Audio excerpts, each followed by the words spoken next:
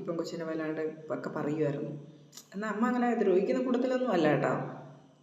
എന്തെങ്കിലും വഴക്കിടുമ്പോൾ പറയില്ല, അങ്ങനെയൊക്കെ പറഞ്ഞതായിരിക്കണം, അമ്മ പറഞ്ഞ അറിവാണ്.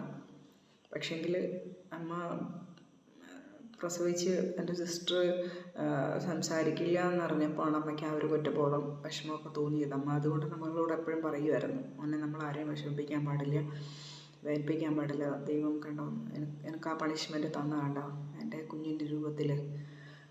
ഞാനങ്ങ് ചെറുതാണെങ്കിലും നമ്മൾ ചെറിയ കുട്ടികളോടും പറഞ്ഞ് മനസ്സിലാക്കി കൊടുക്കണം, മോനെ അങ്ങനെയൊന്നും ആരെയും നമ്മൾ പറഞ്ഞ് വേദനിപ്പിക്കാൻ പാടില്ല. നമ്മൾ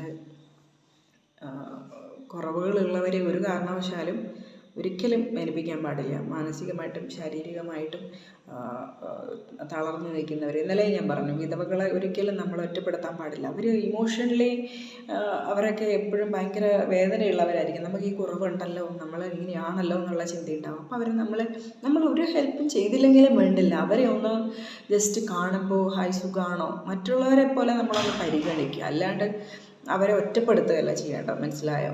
ഇപ്പോൾ ഒരാൾക്ക് കൈയില്ല, കാലില്ല, കാണില്ല, എന്തുണ്ടെങ്കിലും ശരി, സംസാരിക്കില്ല എന്നൊക്കെ ഉണ്ടെങ്കിലും ശരി, അവർക്ക് ഇഷ്ടമല്ല, അവരെ അങ്ങനെയാണെന്ന് നമ്മൾ കണക്കാക്കുന്ന കൂടി ഇഷ്ടമില്ല. നമ്മൾ ആ ഒരു സാധാ രീതിയിലുള്ള ആളെ കാണുന്ന പോലെ തന്നെ ആ ഒരു കൺസിഡറേഷനിലൂടെ കണ്ടാൽ മതി. അവരെ ദ്രോഹിക്കാണ്ടിരിക്കുക, വേദനിപ്പിക്കാണ്ടിരിക്കുക. മനസ്സിലായോ? വിധവകളെയും അച്ഛനില്ലാത്ത അമ്മയില്ലാത്ത കുട്ടികളെയൊക്കെ ഒരു കാരണവശാലും നമ്മൾ സമൂഹത്തിൽ നിന്നും ഒറ്റപ്പെടുത്തരുത്. അവരെ നമ്മൾ പറ്റുന്ന രീതിയിൽ സപ്പോർട്ട് ചെയ്യുക വേണ്ടത്. പിന്നെ ഞാൻ ഇന്നലെ പറഞ്ഞ പോലെ ഒരു നല്ല ഡ്രസ്സ് ഇട്ട് പോയി കഴിഞ്ഞാൽ ഉടനെ പിന്നെ അവൾക്ക് അവിടെ അവിഹിതമുണ്ട്, അതുകൊണ്ടാണ് അവൾ നല്ല ഡ്രസ്സ് ഇട്ടത്. അല്ലെങ്കിൽ ജോലി സ്ഥലത്ത് അവർക്ക് ആ ഒരു ഡ്രസ്സ് ഇടേണ്ടി വരുമായിരിക്കാം. ജോലി സ്ഥലത്ത് പിന്നെ എല്ലാ ജോലി സ്ഥലത്തും അവരുടെ നല്ല ഡ്രസ്സ് ഇട്ടിട്ടുള്ള ആൾക്കാരാണ് അവർ ആഗ്രഹിക്കുക. ഏത് ജോലിക്കും അതിൻ്റേതായ ഇതുണ്ട്. നല്ല ഡ്രസ്സ് ഇട്ട് നല്ല ഭംഗിയുള്ള പെൺപിള്ളേരെയായിരിക്കാം അവർ ആഗ്രഹിക്കുന്നത്. അപ്പോൾ ഇവർ നോക്കുമ്പോൾ എനിക്ക് എൻ്റെ ജോലി പോരുമെന്ന് വിചാരിച്ചിട്ടായിരിക്കണം ഡ്രസ്സ് കുറച്ചുകൂടെ ഭയങ്കര അടിപൊളിയാക്കുന്നത്. പിന്നെ പെണ്ണുങ്ങളാണ് മറ്റുള്ളവർ അടിപൊളി ഡ്രസ്സ് ഇടുമ്പോൾ കുറച്ചുകൂടെ അതുപോലെയൊക്കെ ഇടണം എന്നൊക്കെ തോന്നുക. പിന്നെ അപ്പം നോക്കുമ്പോൾ അത് ഭർത്താവ് മരിക്കണേന് പിന്നെ അവളങ്ങനെയൊന്നും ഇട്ടില്ല.